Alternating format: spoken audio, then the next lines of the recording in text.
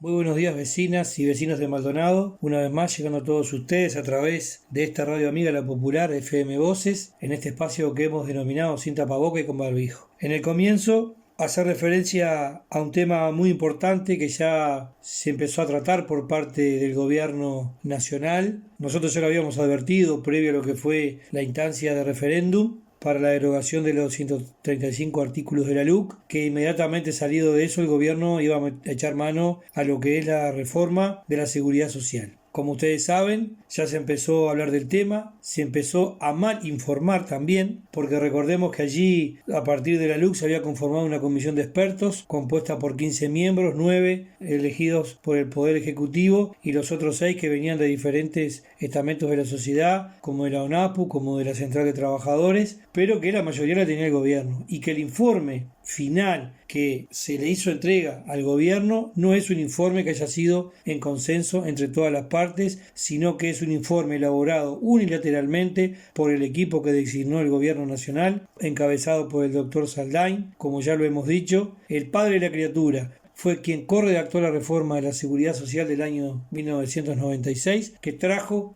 las AFAP a nuestro país. Y lo vamos a decir una y mil veces, vecinas y vecinos de Maldonado. Esto no es una reforma de la Seguridad Social, es una reforma del BPS únicamente y es una reforma de las AFAP. ¿Por qué decimos esto? Porque lo que se plantea es aumentar la edad para el retiro de 60 a 65 y bajar el porcentaje para el cálculo jubilatorio. Cualquiera que hoy pretenda jubilarse puede aspirar a cobrar hasta un 53 o 54% de su sueldo básico. O sea, de todos sus saberes, lo suma el 53-54%, ese sería el valor de su jubilación. A partir de esta reforma se va a ir a un 39%. O sea que, como lo dijimos también, se va a tener que trabajar más para ganar menos. Eso por un lado, vecina. Hablamos de reforma del BPS y no del sistema jubilatorio, porque no se menciona la caja militar que le otorga tremendo gasto al gobierno nacional.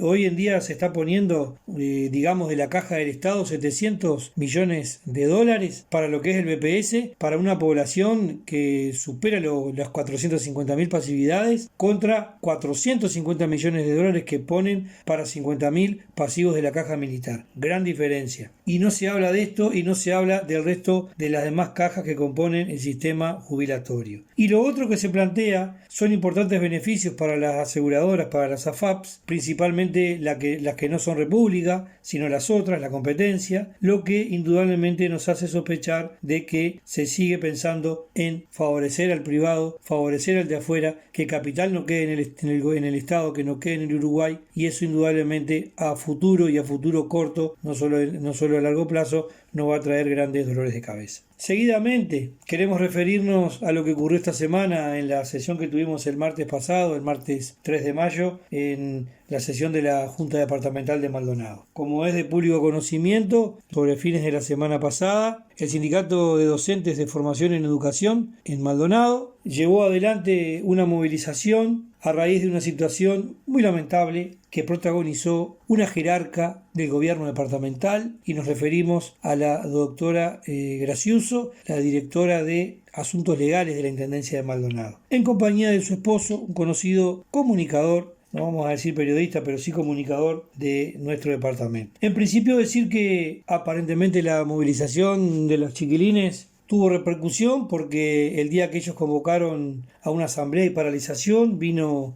de Montevideo un alto jerarca, el presidente del CEF, profesor Víctor Pisichilo, quien en primer lugar tuvo una reunión con la dirección del instituto y después con los propios alumnos para intentar explicar que fue todo un malentendido, que las cosas no habían sido de esa manera, y en síntesis las cosas se encauzaron, más allá de que debemos puntualizar que lo que vivió la directora de ese centro educativo es muy lamentable, no se lo deseamos a nadie, no son las formas, pero entendemos que el Partido Nacional en Maldonado es la forma que tiene de gobernar, que no le gustan los sorteos y los concursos, que lo que le gusta es el dedo, el entrar por la ventana. Tomó de su propia medicina, ¿verdad? Porque recordemos que en la educación, desde que asumió este gobierno, los recortes han sido monstruosos. Ni bien asumió el gobierno el 1 de marzo del año 2020, le aplicó un recorte del 15% a todos los incisos del Estado, y cuando presentó el presupuesto nacional aplicó otro recorte más. Solo en este año los recortes en educación llegan a 80 millones de dólares y a raíz de esto es que en Maldonado tuvimos 70 gurises anotados para esa carrera, 40 solamente eran los cupos, 30 quedaron afuera y la directora en compañía de su esposo intentaron, por la vía que no es correspondiente, que su hija ingresara al mencionado curso. Esta fue una situación muy lamentable que la bancada de edilas y ediles del Frente Amplio intentó que se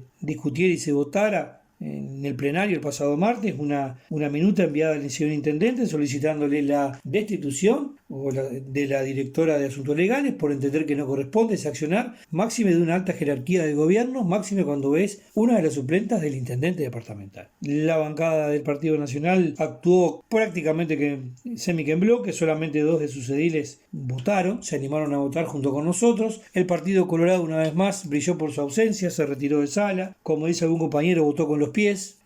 algo que nos tiene un poco ya acostumbrados, es lamentable, porque ellos también fueron puestos en la Junta por el voto de los vecinos del departamento. Me gustaría saber qué tienen para decirle a los vecinos que no fueron capaces de dar la cara en esta situación, de manifestarse, de expresarse. Y obviamente, como los votos no eran suficientes, la nota no prosperó. Posteriormente entendíamos que si la bancada del Partido Nacional no daba los votos para que enviara esa minuta al Ejecutivo, el siguiente paso era un llamado a usar al intendente por ser el responsable, el máximo responsable de toda esta situación. Indudablemente tampoco estuvieron los votos en la noche del pasado martes, y no solo que no estuvieron los votos, sino que se nos impidió referirnos al tema. Tuvimos que usar el artilugio de la fundamentación del voto para poder hablar, aunque sea 3 minutos cada uno de los ediles, sobre este tema. Después desde la mesa no voy a decir que se nos amenazó, pero se nos dijo que tuviéramos cuidado con lo que decíamos porque se nos podía retirar de la versión taquigráfica del acta nuestra argumentación. O sea, todo un blindaje que entendíamos totalmente innecesario ante una situación lamentable que no es invento nuestro, la vivió, la padeció buena parte de nuestra sociedad, los chiquilines que están recién arrancando, que les gusta el desafío de un sorteo, de un concurso, para eso estudian, para eso se preparan y ven una situación de estas tan lamentable que indudablemente no la podíamos dejar pasar por alto de ninguna manera. Pero así es, vecinas y vecinos de Maldonado, que nuestro departamento se está gobernando con el dedo, con el nepotismo, con el abuso de poder, con el amiguismo, con esa gran telaraña clientelar que este gobierno departamental ha tejido a lo largo de estos casi 7 años que lleva entre el primer y segundo gobierno. Indudablemente que nosotros no vamos a hacer omisos a este tipo de situaciones. Todas y cada vez que la podamos denunciar lo vamos a hacer, porque para eso una buena parte de la ciudadanía nos dio su confianza para que seamos celosos y cuidadosos de los derechos de todas y de todos. Es cuanto tengo para decir por esta semana. Les mando un gran abrazo.